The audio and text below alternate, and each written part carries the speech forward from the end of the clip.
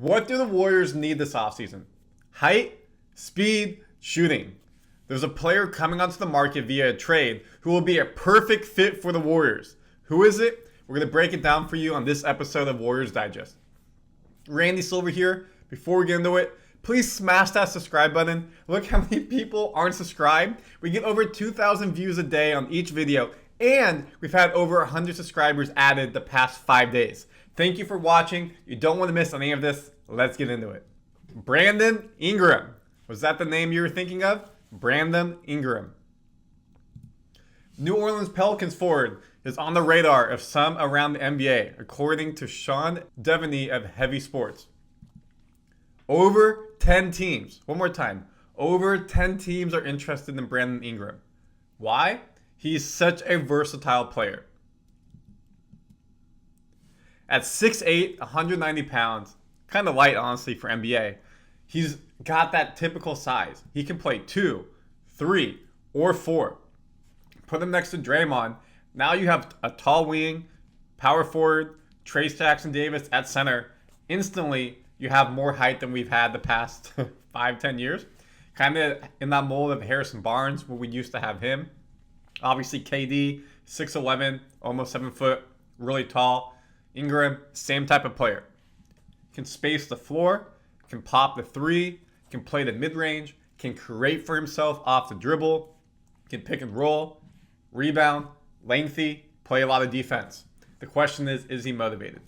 And he will be because of this. He's going into the final year of his contract. He's owed $36 million by the Pelicans.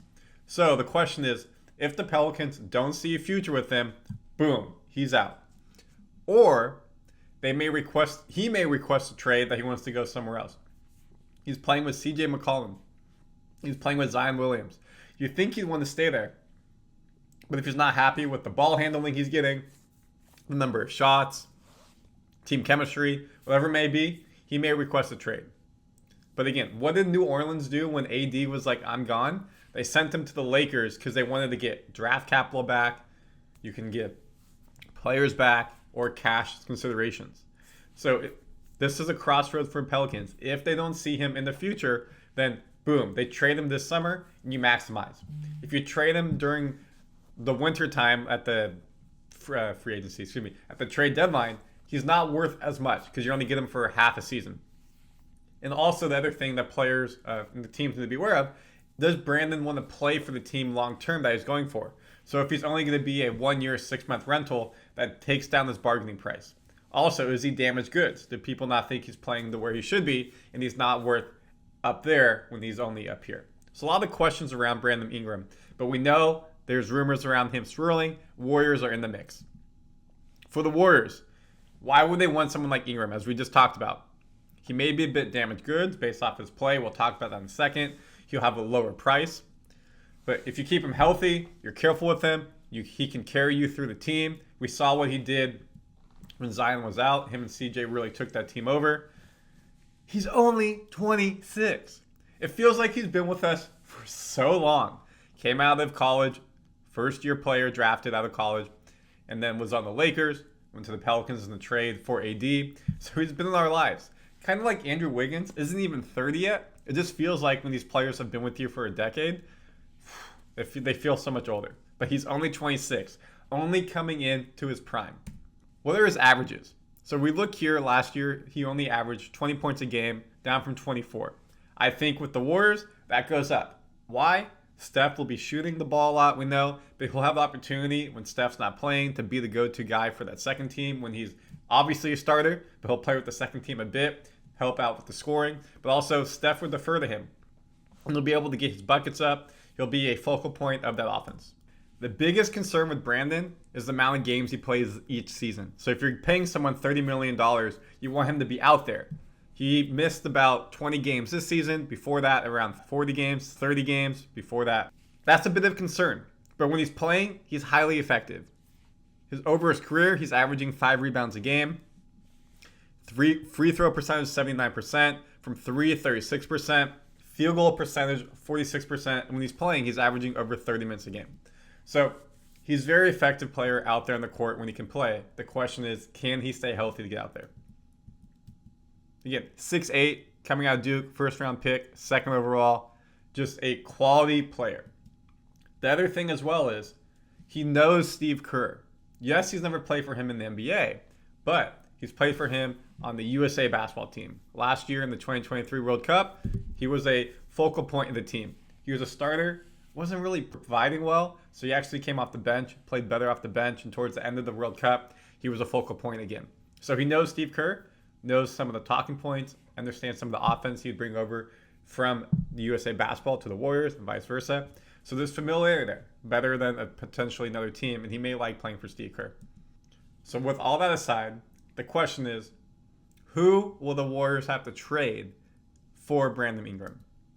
What they say in the article, Chris Paul, Moses Moody, and a future first-round pick, or Wiggins and Moody. So it seems like obviously they want a young player. That's going to be Moody. When we look at the Warriors payroll, so if we do the first one where it's Moody and Chris Paul, that means we take in the Chris Paul $30 million and Moody at $5 million right there. So it's $35 million. As we said, Ingram's contract's at $36 million. So that puts you, boom, right there. Then you throw in a first round pick, and let's take a look at that. Potentially in the 2027, 2028. Of course, the draft lottery just happened, and we know that Portland took our 2024 first round. So you could potentially give a first round, maybe a couple second round picks, but the money would be there. Chris Paul has already played for the Pelicans back in the day. Now he's going back. Moody, it was sucked to give up, but you're getting someone who's taller, a better shooter, more athleticism, win now, prime player versus someone younger. So I would be okay with that. The other trade, of course, they said is Moody and Wiggins. So let's look at the money there. Wiggins is owed $26 million this year. Moody at $5 million, puts you at 31. So again, you would have to make a couple of trade assets in there as well to help in terms of the draft picks. Anybody else from the Pelicans we'd want? I mean, it'd be good to have Jonas Valanciunas. He's a free agent now, and we saw how much he destroyed the Warriors when we played him this season. The size we could handle with. If we can get him in the free agency market, that'd be clutch. It'd be very, very clutch. Larry Nance Jr. is a solid player, good wing player, athleticism. Doesn't really help us with the shooting. Of course, Zion Williams, there's always some type of conversations. He's in the middle of his max deal. Can he stay healthy?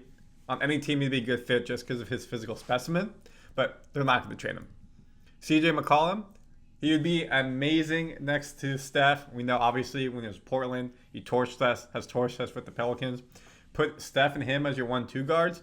Whew, that is a great backcourt, great shooting. But I don't see the Pelicans giving him up. But if they did, you could do the same type of trade. It's $33 million.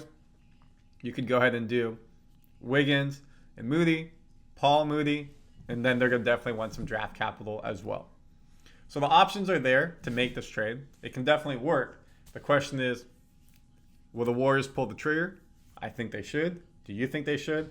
And the question is, the Pelicans want to trade him, or will they try to re-sign him and get him to a longer deal? Rumors are saying probably going to try to trade him. As a reminder, here's the offseason outlook, what we need to do. Klay Thompson is a free agent, so Ingram comes in and plays that position. And then Gary Payton is on a deal that we can try to restructure as well. So if you make that trade, your starting five is Steph Curry, probably Podes, Brandon Podziemski, Ingram, Draymond, Trace, Jackson, Davis. That's an extremely solid starting five. And you got the bench players to fill it out. So let me know what you thought about this. Of course, we're going to be breaking down all the rumors coming from Warriors Land daily. Do not miss anything. Go ahead and subscribe. See you on the next one.